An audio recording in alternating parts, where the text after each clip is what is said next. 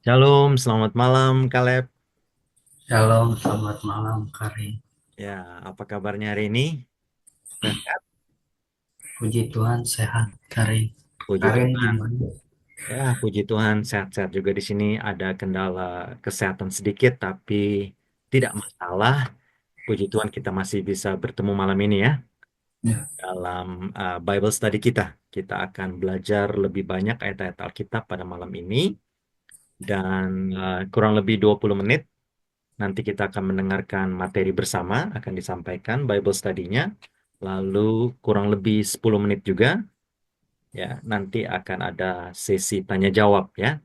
Dan itu tergantung dari banyaknya pertanyaan. Kalau lebih banyak tidak mengapa, lebih dari 10 menit. Kalau tidak banyak pertanyaan ya pastinya kurang lebih 10 menit saja. Jadi tidak usah lama-lama, tapi tergantung daripada Kaleb. Kalau Kaleb mau banyak tanya tidak apa-apa, akan dilayani selalu ya. Ini Bible study, jadi kita akan patokannya standarnya adalah Alkitab ya. Ini ada Alkitab di sini. Semoga Kaleb juga ada Alkitab di sana ya, karena kita sedang belajar Alkitab.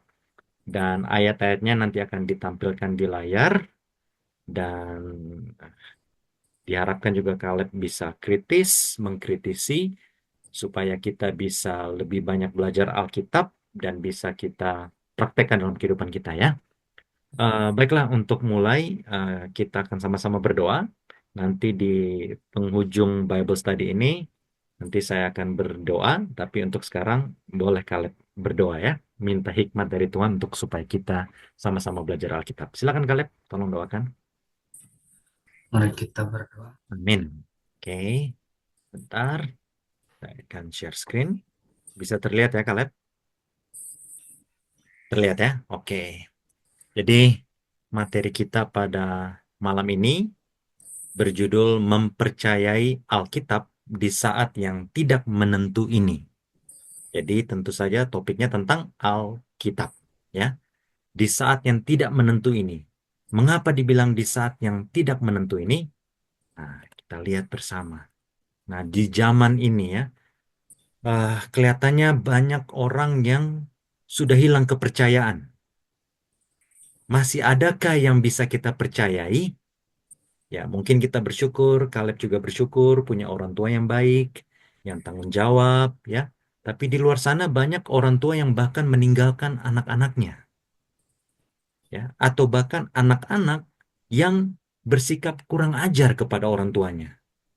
Jadi sepertinya tidak ada yang bisa dipercayai. Ya, lalu peperangan di mana-mana, stabilitas politik dan ekonomi juga jarang terjadi, harga semakin naik, ya kan? Baru presiden juga selalu ganti, gubernur selalu ganti, dan kebijakan-kebijakan pemerintah juga selalu berganti, tergantung dari pimpinannya, ya kan? Dan banyak orang yang merasa resah karena semuanya selalu berganti, ya kan? Kurikulum sekolah juga selalu ganti, kebijakan pimpinan selalu berganti, ya. Jadi sepertinya tidak ada yang bisa dipercaya dan tidak ada yang pasti dan selalu tetap terjadi, ya kan? Justru kalau kita lihat apa yang selalu terjadi adalah perubahan itu sendiri, ya. Dan bahkan sekarang ada suatu fenomena ya yang dikatakan bahwa bahkan para pemimpin agama banyak yang tidak bisa dipercaya. Sekarang kita lihat di berita-berita banyak orang mengirim anaknya ke pesantren, tapi di pesantren sendiri anaknya digauli, ya, dipukuli, dibully dan lain-lain, ya. Dan bukan cuma di pesantren-pesantren saja, bahkan banyak pendeta-pendeta yang tidak mencerminkan bahwa dirinya adalah seorang pendeta, ya kan? Bukan menjadi contoh yang baik kepada umat. Dan ini terjadi di berbagai kalangan, berbagai agama. Kalau pemimpin agama saja sudah tidak dipercaya, lalu pertanyaannya, masih adakah yang bisa kita percayai? Nah, itu kan pertanyaan ya, Kaleb ya. Masih ada nggak yang kita bisa percayai?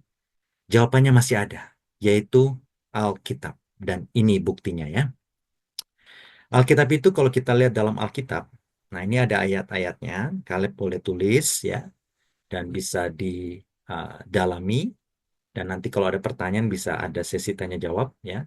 Alkitab itu dalam 2 Timotius 3:16 dikatakan segala tulisan yang diilhamkan Allah itu Alkitab memang bermanfaat untuk mengajar, menyatakan kesalahan, memperbaiki kelakuan dan mendidik orang dalam kebenaran. Dan 2 Petrus 1 ayat 21 mengatakan bahwa tidak pernah nubuat dihasilkan oleh kehendak manusia. Jadi Alkitab itu banyak nubuatan, banyak perkataan firman Tuhan, dan semuanya itu ditulis oleh karena dorongan Roh Kudus kepada para nabi, para rasul, dan penulis-penulis Alkitab lainnya. Ya, jadi bukan mereka asal-asal tulis, tapi semuanya itu adalah dorongan Roh Kudus. Dan Yohanes 10 ayat 35b dikatakan kitab suci tidak dapat dibatalkan. Kalau manusia janji, ya ada dua. Satu, mungkin dia bohong, dia tidak tepati janjinya. Atau yang kedua, dia orangnya baik, tapi apa daya tidak bisa memenuhi janjinya. Ya kan? Tapi kalau Tuhan, tidak bisa. Apa yang Tuhan katakan pasti terjadi.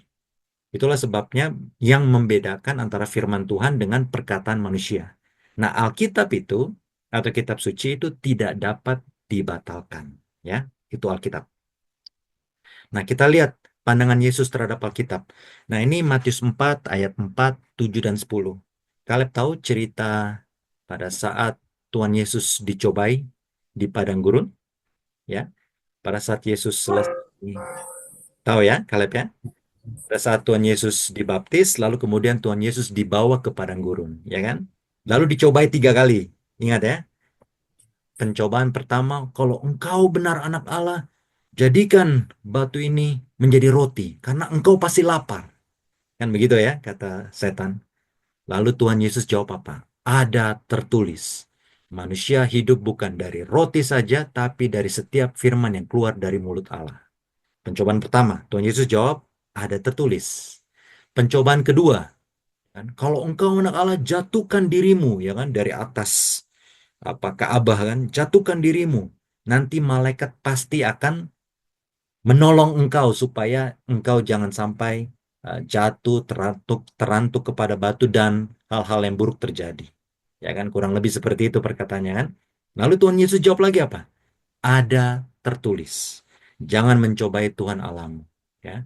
Lalu kemudian setan bawa ya dan tunjukkan kepada Tuhan Yesus, lihat ini dunia dengan apa ya kegemerlapannya, kurang lebih seperti itu ya, luar biasa dunia ini dengan kemewahannya, ya, sembah aku dan aku akan berikan semuanya kepadamu.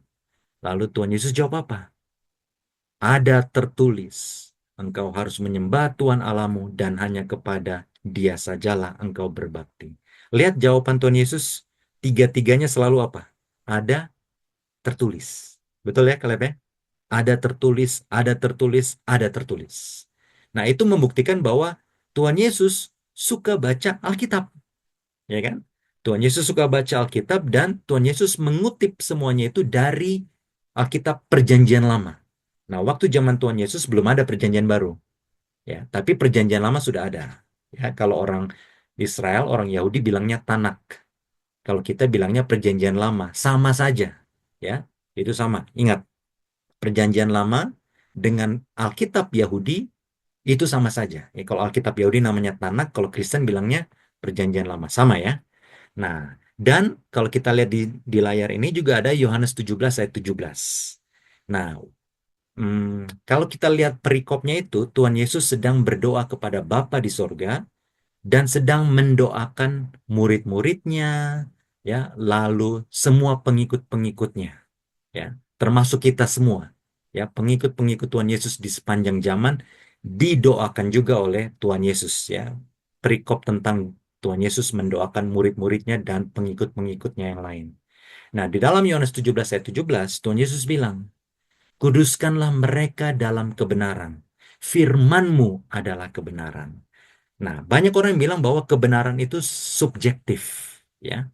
Kalau kita lihat dari ilmu pengetahuan ada yang bilang bahwa oh kebenaran itu dilihat dari sudut pandang siapa, ya kan?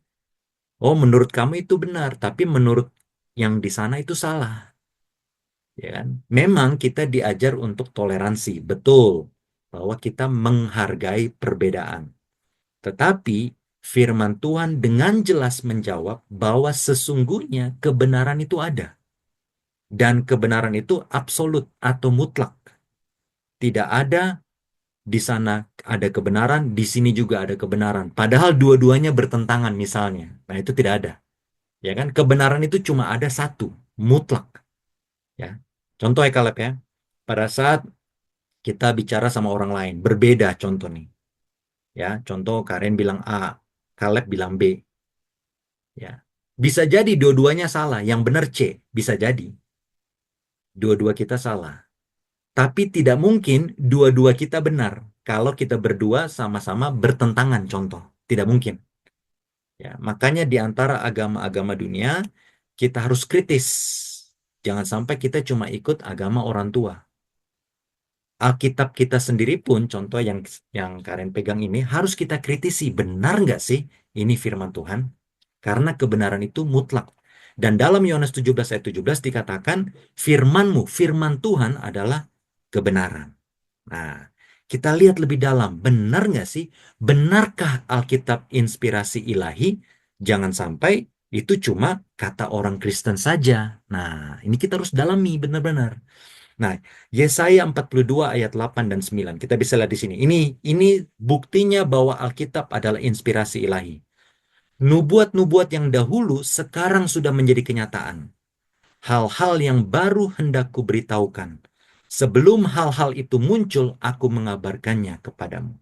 Nah, Yesaya 46 ayat 9 dan 10 juga bilang, Akulah Allah dan tidak ada yang seperti aku, yang memberitahukan dari mulanya hal yang kemudian, dan dari zaman purbakala apa yang belum terlaksana, yang berkata, keputusanku akan sampai dan segala kehendakku akan kulaksanakan. Jadi artinya, nubuatan adalah kunci untuk memastikan keilahian inspirasi firman.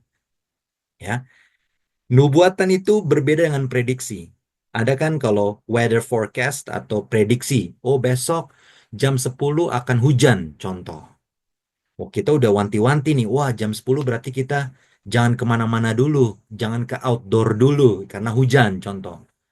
Mendung benar jam 6, 7, 8, 9, kita udah wanti-wanti, oh jam 10 nih pasti hujan. Ternyata sepanjang hari tidak ada hujan, contohnya. Itu bisa terjadi dan sering terjadi. Karena itu prediksi saja. Tapi kalau nubuatan, Kaleb, itu pasti terjadi. Dan itu adalah firman Tuhan. Dan Alkitab mengklaim bahwa di dalam Alkitab ini ada banyak nubuatan. Benarkah demikian? Nah, contoh ya. Kaleb tahu Daniel pasal 2 yang mimpi Nebukadnezar? Tahu? Yang ada patung besar, kepala dari emas, tahu? Pernah dengar ya? Sudah pelajari itu? Ya, jadi katanya apa? Patung dari emas, kepala dari emas, baru dada dan lengan dari perak, ya kan? Perut dari tembaga. Nah, itu semua sebenarnya sudah terjadi dan itu menunjukkan bahwa nubuatan Tuhan itu benar. Bahwa kepala itu pada zaman Daniel ya, itu adalah kerajaan Babel. Ya, dan di Alkitab dibilang Babel itu berkuasa cuma sementara waktu dari tahun sekitar 600 sebelum Masehi. Lalu kemudian Babel itu runtuh. Nah, Babel itu di zaman dulu, Babel zaman sekarang itu Irak. Dan dikatakan Irak itu sekarang sudah tidak jaya lagi. Karena memang sudah ada dalam Alkitab. Ya, lalu kemudian Babel itu dikalahkan oleh Media Persia. Media Persia kemudian runtuh dikalahkan oleh Yunani. Lalu kemudian dikalahkan oleh Romawi. Dan kemudian 10 jari kaki. Nah, kalau kita lihat di Daniel pasal 2, kerajaan Roma dikalahkan oleh 10 kerajaan barbar, 10 kerajaan Eropa, ya. Dan kalau kita hubungkan dengan Wahyu, nah ini panjang lagi Kaleb, tapi sekilas saja ya. Ada 3 yang runtuh dari 10 ini. Nah, ini kerajaan Eropa. Ada Heruli, Vandal, Ostrogot. Ya, nanti kita akan pelajari ya, nanti makin lama makin dalam. Tapi itu membuktikan bahwa nubuatan Alkitab itu terjadi. Ya, lalu bencana-bencana yang mengguncang bumi terjadi. Ya, dilihat di sini Lukas 21 ayat 25 dan 26 ya. Deru dan gelora laut. Nah, itu ada tsunami. Ya, sebelumnya itu semua orang senang ke pantai, sampai sekarang pun masih senang ya. Tapi tetap ada wanti-wanti, jangan sampai terjadi tsunami. Dan semakin banyak bencana-bencana lainnya. Ya. Dan kalau kita lihat dalam 2 Timotius 3 ayat 1 sampai 5, nah di depan layar ini kan kita bisa lihat ya, Kaleb juga bisa tulis di sana. Dan itu semua terjadi. Ya. Manusia akan cinta dirinya sendiri. Sekarang sudah ada produk selfie. Ya kan? Banyak foto-foto selfie sendiri. Iya kan? Itu cinta diri. Ya. Lalu menjadi hamba uang. Semuanya pokoknya standarnya uang. Ya, sombong, tukang fitnah, berontak terhadap orang tua, dan lain-lain. Dan ini uniknya yang paling terakhir. Secara lahiriah mereka menjalankan ibadah mereka, tapi pada hakikatnya mereka memungkiri kekuatannya. Jadi mereka cuma agama di dalam KTP, tetapi kehidupannya mereka seperti tidak bertuhan. Ya, sudahlah kita kita bicarakan agama-agama yang lain. Bahkan di dalam Kristen sendiri banyak orang yang mengaku Kristen tapi seperti tidak bertuhan. Nah, ini yang kita harus waspadai. Jangan sampai kita menjadi salah satu dari mereka. Ya. Nah, alam. Nah, ini tentang Alkitab. Jadi pertama kalian ingat, dalam Alkitab ada banyak nubuatan-nubuatan. Ini cuma 3 kalian. Ada banyak. Ada banyak sekali nubuatan-nubuatan dalam Alkitab. Dan ada yang sudah terjadi, mayoritas sudah terjadi, dan ada yang belum terjadi. Ya, termasuk kedatangan Yesus yang kedua kali yang kita sedang tunggu. Ya. Lalu alam menurut Alkitab. Kita lihat Ayub 26 ayat 7 dibilang bumi digantung dalam kehampaan, pada kehampaan. Yesaya 40 ayat 22 dikatakan dia yang bertata di atas bulatan bumi, globe, ya. Kita lihat, nah inilah foto bumi dari luar angkasa. Lihat, digantung pada kehampaan, ya, tidak digantung sama tali atau apa kan, kehampaan. Dan bulatan bumi, ya, bumi itu bulat. Ada yang sudah mengaku, ada yang bilang, teori mengatakan bumi itu datar. Ya, tapi dalam Alkitab dibilang bumi itu bulat. Dan ini gambarnya, ya kan? Alam menurut Alkitab. Dan ini sudah ditulis sebelum ilmu pengetahuan menyatakan hal tersebut. Luar biasa kan Alkitab kita itu? Nah itu. Lalu tentang kesehatan. Banyak orang bilang, oh yang penting saya belajar Alkitab. Tuhan tidak terlalu peduli saya sehat atau sakit. Nah, itu salah, keliru. Nah, 3 Yohanes 1 ayat 2, lihat, saudaraku yang kekasih aku berdoa, kata Rasul Yohanes, semoga engkau baik-baik dan sehat-sehat saja. Ingat, sehat-sehat saja. Jadi, Tuhan peduli bahwa kita ini harus menjaga kesehatan. Makanya dalam Alkitab tidak ditulis, tapi tersirat bahwa kita boleh nggak merokok. Tidak boleh. Karena merokok itu tidak sehat. Nah, ya kan? Bahkan kalau kita lihat dalam Alkitab juga ada banyak kan, tubuhmu adalah Ka'bah Allah. Jadi jaga, jangan sampai kita membuat tubuh kita sakit. Jangan merokok, jangan minum alkohol, dan lain-lain. Nah ini Roma 13 ayat 13 dan 14. Lihat tuh. Jangan pesta pora dalam kemabukan, dalam percabulan. Nah, Kaleb sudah mulai dewasa nih, percabulan, hati-hati. Ya, anak-anak muda sekarang banyak yang sedang eh, salah bergaul, akhirnya jatuh di dalam percabulan. Ya, aduh, kasihan sekali. Banyak di TV-TV, ya, kehamilan di luar nikah masih anak remaja sudah begitu. Jangan sampai, ya, jangan sampai dalam percabulan hawa nafsu. Itu semua karena pergaulan yang salah, karena kemabukan dan lain-lain. Dan bahkan orang, nah ini Roma 13 ayat 14 ya, jangan merawat tubuhmu untuk memuaskan keinginannya. Jadi setelah badannya sudah bagus, sudah sehat, lalu kemudian kita apa? Kita, ya mungkin para wanita memakai pakaian yang mini-mini untuk menunjukkan, oh saya ini punya tubuh yang bagus. Laki-laki juga demikian, menunjukkan tubuhnya. Ya makanya sekarang tidak heran ada fenomena LGBTQ, ya. Kaum gay juga sedang lihat sana, lihat sini di tempat fitness, tempat gym dan lain-lain untuk merawat tubuh untuk memuaskan keinginannya. Itu tidak boleh, ya. Lalu Amsal 20 ayat 1, jangan kita minum minuman keras, mabuk, tidak boleh, ya. Ya, itu Tuhan yang bilang dalam Alkitab. Nah, fakta ajaib lagi tentang penulisan Alkitab. Nah, ini luar biasa kalian. Tidak ada buku yang Sedahsyat Alkitab. Alkitab ditulis di 3 benua, ya, benua Asia, benua Afrika, dan benua Eropa.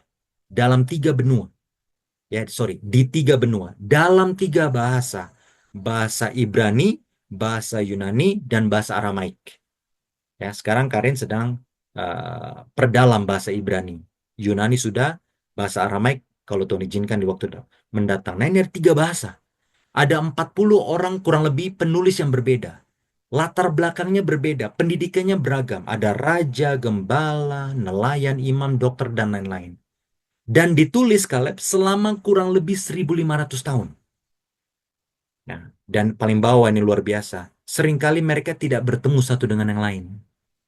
Ya, bayangkan Kaleb, tempatnya berjauh-jauhan, generasinya 1.500 tahun, bayangkan.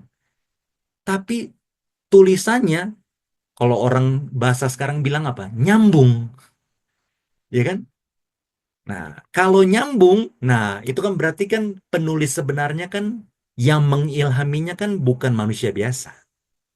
Makanya Karen pernah diskusi dengan orang Islam, dia banggakan Al-Qur'annya, ya, dia katakan bahwa ya Al-Quran ini luar biasa, ya kita menghargai ya pandangan orang seperti apa masing-masing ya. Tapi dia tanya, dia bilang Alkitab kita ini tidak bagus. Lalu Karen bilang, Alkitab kita ini ya, yang Karen pegang ini ditulis selama 1.500 tahun. 40 penulis yang berbeda, tetapi semuanya nyambung. Itulah mujizatnya Alkitab. Ya, kalau Quran sendiri itu cuma sekitar berapa tahun, tidak sampai 100 tahun jangka penulisannya, dan sumbernya dari satu nabi, ya, Nabi Muhammad. Tapi kembali kita tidak usah eh, bicarakan yang lain, tapi poinnya pada saat orang lain berbicara bahwa Alkitab kita ini tidak bagus, kita bisa kasih tahu kepada mereka bahwa Alkitab kita ini dahsyat dan luar biasa. Ya, jadi ingat Kaleb, kenapa ini semua disajikan untuk Kaleb supaya Kaleb jangan sampai cuma ikut-ikutan aja. Kita harus tahu bahwa Alkitab kita ini memang benar-benar dahsyat. Dan tinggal 2 slide lagi, Alkitab dalam kehidupan. Orang yang baca Alkitab, Kaleb, dia seperti ciptaan baru. Ya, kalau orang benar-benar baca Alkitab, merenungkan Taurat Tuhan siang dan malam, maka mereka ini menjadi manusia baru. Yaitu perbuatannya pasti lebih baik. Ya, nah, jadi dibilang 2 Korintus 5, 2 Korintus 5 ayat 17 ciptaan baru, 2 Korintus 3 ayat 3 kamu adalah surat Kristus, ditulis bukan dengan tinta tapi dengan roh dari Allah yang hidup. Artinya, kita ini tunjukkan kepada orang lain seperti Alkitab yang berjalan. Kenapa? Karena kita sering baca Alkitab. Tapi sayangnya banyak orang Kristen tidak baca Alkitab. Alhasil, apa yang terjadi? Mereka malah mempermalukan Tuhan. Katanya orang Kristen, tapi kok pakaiannya terbuka-terbuka? Katanya orang Kristen, kok paling jago mabok di kampung? Contoh. Katanya orang Kristen, tapi kok suka berantem? Kan berbeda dengan Tuhan Yesus kan? Nah, itu dia. Nah, kenapa kita harus percaya Alkitab, Kaleb? Amsal 3 ayat 5. Dikatakan, percayalah kepada Tuhan dengan segenap hati, jangan bersandar kepada pengertianmu sendiri. Amsal 14 ayat 12. Ada jalan disangka orang lurus, tapi ujungnya menuju maut. Kita berpikir kita ini pintar, tapi sebenarnya tidak semua orang pintar itu berhikmat. Ingat, ya, Amsal 1 ayat 7, takut akan Tuhan ialah permulaan pengetahuan, tetapi orang bodoh menghina hikmat dan didikan. Jadi kalau kita baca Alkitab, Kaleb, maka perbuatan baik kita pastinya akan berubah menjadi seperti Tuhan Yesus. Itulah goalnya, itulah tujuan kita semua, ya. Dan Yohanes 16 ayat 33. Semua ini kukatakan kepadamu supaya kamu beroleh damai sejahtera dalam aku. Ini kata Tuhan Yesus ya. Dalam dunia kamu menderita penganiayaan, tetapi kuatkanlah hatimu, aku telah mengalahkan dunia. Tuhan Yesus bilang bahwa kalau kamu ikut aku, kamu tidak akan senang-senang secara dunia, ya. Tapi kamu akan menderita penganiayaan ya. Penganiayaan itu tidak harus dibunuh dan lain-lain, tapi mungkin dibully, mungkin dikucilkan, dikecilkan ya. Nggak tahu apa-apa kamu seringlah digituin. Tapi Tuhan Yesus bilang apa? Kuatkan hatimu, aku telah mengalahkan dunia. Jadi kalau kita baca Alkitab, kita akan lebih dipersiapkan secara mental bila mana kita menemui kejahatan atau dosa atau segala macam penganiayaan di luar sana ya. Karena anak-anak Tuhan pasti akan dibenci sama dunia. Ya, itu sudah di dalam Alkitab. Semakin kalau kita dekat dengan Tuhan, maka dunia akan membenci kita. Tapi jangan sampai kita yang benci orang-orang ya, tapi kita yang akan dibenci. Itu sudah di dalam Alkitab. Ya, jadi kembali kita harus percaya Alkitab dan hidupkan, praktekkan Alkitab kita itu supaya kita benar-benar bisa menjadi anak-anak Tuhan yang luar biasa. Ya, kalau ya itu saja materi kita pada malam ini ya. Kira-kira kalian punya pertanyaan, silakan kalian. Ada kira-kira tentang Alkitab ya? Silakan ya, dikritisi. Kira-kira bagaimana kalian? Kan Alkitab itu ditulis sama beragam orang. Ya, betul. Berarti Tuhan Yesus juga ikut menulis Alkitab itu atau enggak? Nah, ini pertanyaan bagus nih. Jadi, Alkitab ditulis sama kurang lebih 40 penulis ya, kurang lebih ya. Nah, tapi Tuhan Yesus sendiri tidak menulis Alkitab itu secara manusia, ya. Secara manusia, Tuhan Yesus tidak tulis karena Tuhan Yesus kan selama di dunia ini mengajar, ya kan? Mengajar banyak orang. Tapi ingat, coba kita buka ya. Yohanes 1. Coba kita buka. Kalau pada Alkitab situ kan? Ya, Coba kita buka Yohanes 1 ayat 1 sampai 3. Boleh kalian tolong bacakan? Yohanes 1 ayat 1 sampai 3. Ya, betul. Yohanes 1 ayat 1 sampai 3. Yohanes 1 perikopnya firman yang telah menjadi manusia. Pada mulanya adalah firman. Firman itu bersama-sama dengan Allah dan firman itu adalah Allah. Ia pada mulanya bersama-sama dengan Allah. Segala sesuatu dijadikan oleh Dia dan tanpa Dia tidak ada sesuatu pun yang telah jadi dari segala yang telah dijadikan. Jadi kalian lihat, pada mulanya adalah firman. Firman itu bersama-sama dengan Allah. Dan firman itu adalah Allah. Siapa firman ini? Tahu? Ayat 14 coba kalian lihat. Sorry Karin, ayat berapa? Ayat 14. Yohanes 1 ayat 14. Ayat 14. Ya. Firman itu telah menjadi manusia dan diam di antara kita, dan kita telah melihat kemuliaannya, yaitu kemuliaan yang diberikan kepada anaknya sebagai anak tunggal, Bapa penuh kasih, karunia, dan kebenaran. Ya. Jadi firman itu siapa? Kalian. Firman itu dibilang kan, pada mulanya adalah firman. Firman itu bersama-sama dengan Allah dan firman itu adalah Allah. Ayat 14, firman itu telah menjadi manusia. Berarti firman itu siapa?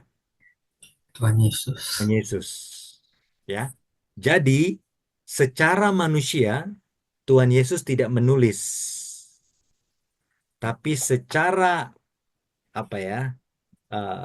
Kita bilang Alkitab yang mengilhami ini kan Roh Kudus tadi kan, 2 Petrus 1 ayat 21 kan. Dan Tuhan Yesus itu adalah firman Allah. Jadi Alkitab ini adalah perkataan Allah atau perkataan Tuhan Yesus atau ilham dari Roh Kudus. Sama aja, ya. Ngerti ya Kaleb ya? Jadi Tuhan Yesus secara manusia dia tidak tulis. Tapi Yesus sendiri adalah firman Allah yang menjadi manusia. Ya, jadi firman Allah itu adalah Alkitab, firman Allah itu adalah Yesus sendiri. Nah, ya jadi Alkitab ini adalah bahan bacaan atau tulisan, tapi kalau Yesus adalah firman Allah yang hidup yang menjadi manusia. Jadi makanya Tuhan Yesus tahu seluruh isi Alkitab karena dia sendiri adalah firman Allah yang menjadi manusia. Ya, dalam Yohanes 1 ayat 1 sampai 3 dan ayat 14 tadi. Ya kan? Tapi sayangnya banyak yang tidak mengenal Tuhan Yesus. Ya kan? Makanya dibilang, coba kalian lihat nih ya. Sebentar. Nah ini, coba lihat ayat 11. 11. Coba lihat ayat 11. Coba baca Yohanes 1 ayat 11. Dan 1 ayat 11, ia datang kepada milik kepunyaannya, tetapi orang-orang kepunyaannya itu tidak menerimanya. Oh, jadi ingat, pada saat kalau Kaleb tahu Kejadian pasal 1, Tuhan Allah menciptakan bumi, laut, dan segala isinya dengan apa? Firman kan? Lalu berfirmanlah Allah, jadilah terang. Jadi terang. Berfirmanlah Allah. Nah, firman Allah ini sama dengan Tuhan Yesus Kristus, gitu.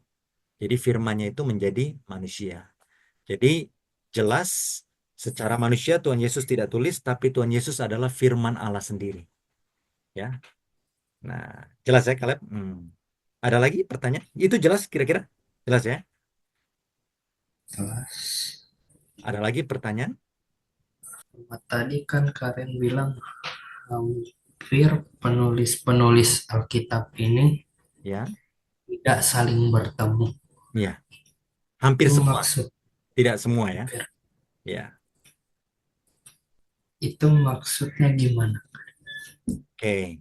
Karena kan ingat, eh, Alkitab itu ditulis selama kurang lebih 1.500 tahun, betul ya? Nah, penulis pertama Alkitab itu adalah Nabi Musa. Ya, Nabi Musa menulis Kejadian sampai Ulangan, ya itu dibilang kitab Taurat atau kitab Torah. Ya, lalu Ayub, kitab Ayub juga ditulis oleh Nabi Musa. Dan dalam kitab Mazmur juga ada tulisan Nabi Musa. Ya, tidak semua, tapi ada uh, sedikit perikop di dalam kitab Mazmur. Nah, kenapa tidak saling bertemu? Karena tidak ada manusia yang hidup 1.500 tahun, ya kan? Nah, Musa tidak pernah ketemu Paulus. Contoh, Paulus kan salah satu penulis lainnya kan? Ya, contoh nih, penulis Alkitab kita kita langsung kasih tahu aja. Contoh Musa. Musa itu kan di zaman eh, bangsa Israel ditawan di Mesir kan? Kemudian dijadikan budak di sana. Betul? Ya, itu kan sudah lama sekali, betul kan? Itu zamannya Nabi Musa. Nah, Rasul Paulus itu zaman abad pertama, abad pertama sesudah Masehi, sesudah Masehi. Kalau sekarang kan tahun 2025 kan, sesudah Masehi. Nah, kalau zaman Musa itu sebelum Masehi, ya.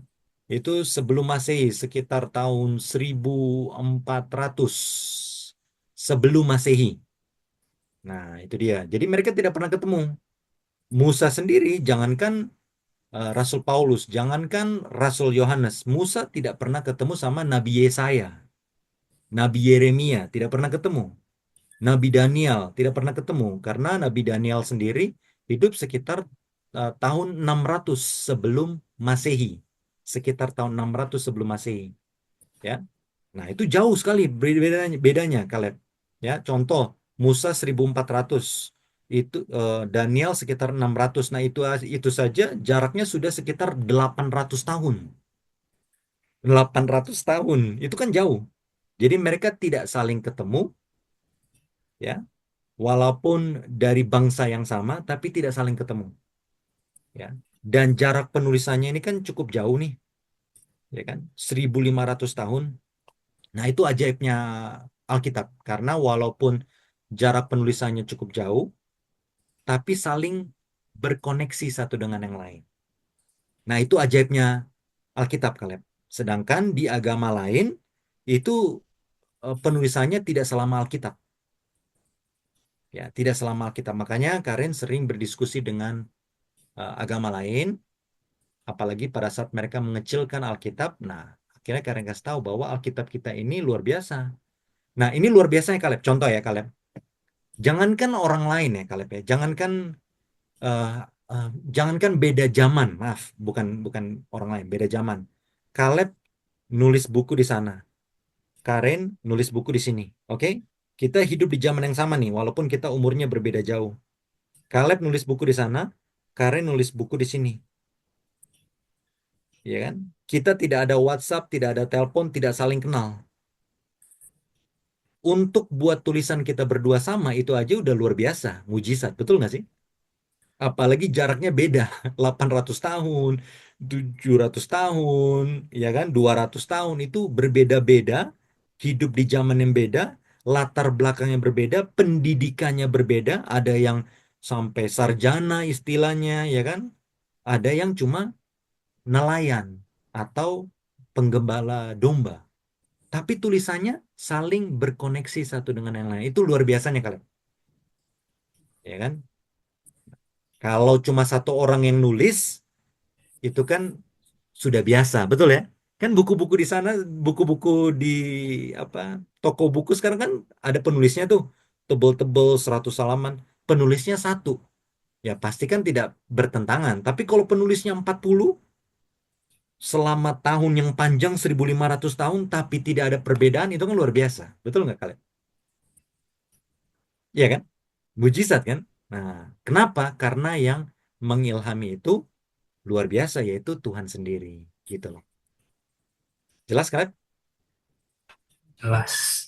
Iya, iya, iya. Jadi kasih tahu kalau ada yang meragukan, Alkitabmu itu nggak bener. Kasih tahu. Ini ajaibnya. Alkitab kita 3 bahasa loh kalian. 3 bahasa, 3 benua, sekitar 40 penulis, 1.500 tahun, tapi tidak ada pertentangan di dalamnya. Nah, itu dia. Ada lagi pertanyaan? Jelas ya? Ya, berarti semua ini karena ilham Tuhan ya. Iya, Kayak betul. di kitab Kejadian kan yang nulis Nabi Musa, tapi ada kisah nabi lain kayak Nabi Nuh. Berarti Nabi Musa itu kan nggak sezaman sama Nabi Nuh. Ya, betul. Nabi Musa itu dapat kayak bahasanya dapat cerita atau firman dari Allah sendiri. Ya, ya, dapat ilham, ya. Karena Nabi Musa tidak hidup di zaman Nabi Adam, ya kan? Adam lah kita bilang ya. Adam dan Hawa, baru anaknya Kain Habel. Nabi Musa tidak pernah ketemu mereka, ya kan? Adam dan Hawa, Kain dan Habel, baru sampai ke zaman Henok, ya kan? Zaman Nuh. Itu kan Nabi Musa tidak pernah ketemu. Tapi bagaimana Nabi Musa tahu? Nah, itu kan pasti dapat ilham dari Tuhan. Dan cerita di zaman dulu, Kaleb, zaman Perjanjian Lama, apalagi sebelum ada bangsa Israel, kan tidak ada yang, mungkin ada tapi sedikit yang tulis-menulis. Kebanyakan itu dari mulut. Jadi dia kasih tahu kepada anaknya, dia kasih tahu kepada cucunya, ya kan? Lalu terus, terus, terus, ya. Dari generasi ke generasi selalu disampaikan. Dan pasti sudah ada cerita-cerita di zaman Nabi Musa tentang masa-masa lalu. Pasti sudah ada dari em, tulisan-tulisan kuno lah, ya, di zaman masa lalu sudah ada pasti. Ditambah ilham dari Tuhan, ya kan, untuk menyempurnakan semuanya, sehingga ditulislah kitab Taurat, yaitu sekarang kita tahunya Kejadian, Keluaran, Imamat, Bilangan, Ulangan. Itu semua ditulis sama Nabi Musa, ya kan? Nah, itu luar biasa Kaleb tentang penciptaan dunia ini. Ini Kaleb, kan kamu lagi masih sekolah kan Kaleb? Dengar baik-baik. Ini tantangan.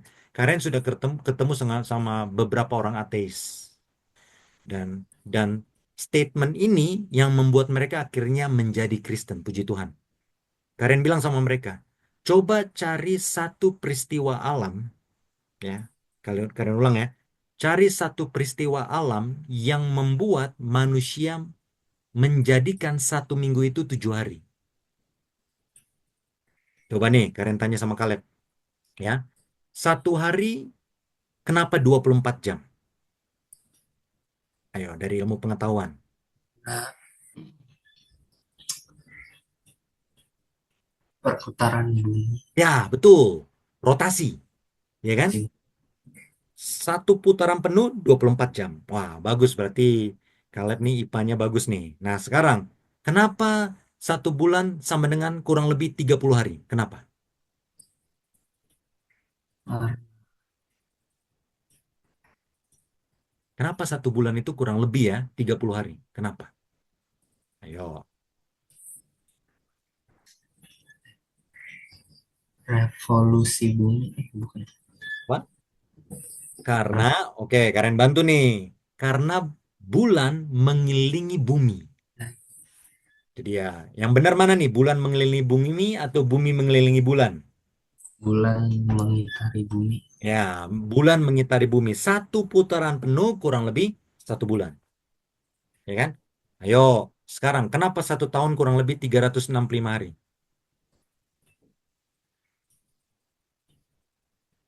Karena bumi berevolusi. Mengelilingi apa? Benar.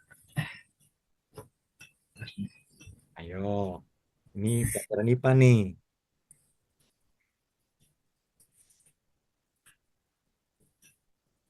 Karena bumi mengitari apa? Matahari. Ya, betul. Bumi mengitari matahari. Satu putaran penuh sama dengan 1 tahun. Kurang lebih 365 hari. Oke? Jelas ya sampai situ kan? Oke, tadi dua Kaleb jawab. Cuma satu yang Kaleb lupa. Kenapa 1 bulan sama dengan kurang lebih 30 hari, yaitu bulan mengelilingi bumi. Nah, pertanyaan berikut. Kenapa 1 minggu sama dengan 7 hari?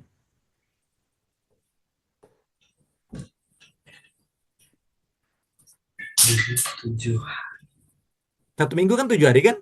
Minggu, hari. Senin, Selasa, Rabu, Kamis, Jumat, Sabtu. Betul kan? Nah, kenapa 7 hari? Karena di Alkitab bilang Tuhan beristirahat di hari yang ketujuh. Ya, berarti 6 hari Tuhan menciptakan langit, bumi, laut, dan segala isinya.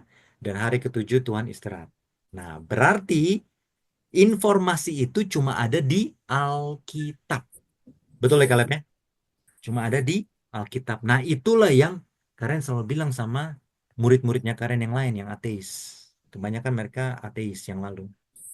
Mereka tidak dapat cari di ilmu pengetahuan kenapa 1 minggu sama dengan 7 hari. Itu cuma ada dalam Alkitab. Nah, itu hebatnya Alkitab. Kitab Taurat, tulisan Nabi Musa ya di kitab Kejadian. Nah, jadi Kaleb, Alkitab kita ini luar biasa. Nubuatan-nubuatan. Wah, itu luar biasa Kaleb. Nanti ya di pertemuan mendatang kita akan bukan minggu depan ya, nanti semakin dalam kita akan pelajari tentang nubuatan. Kaleb akan wow, bahwa nubuatan-nubuatan itu terjadi, ya kan? Bahkan COVID aja yang kemarin itu sudah dinubuatkan, ya, dalam Alkitab ya tentang namanya pestilence atau penyakit sampar. Jadi tidak peduli uang berapa yang kita punya, tapi kalau sudah namanya penyakit sampar, nah udah akan mewabah ke seluruh dunia. Dan itu masih kecil saja, nanti akan terjadi yang lebih luar biasa lagi. Banyak sekarang pemerintah-pemerintah bilang apa? Oh damai, damai, damai. Akan ada kedamaian, contoh di Timur Tengah, dan lain-lain. Tapi Alkitab sudah bilang apa?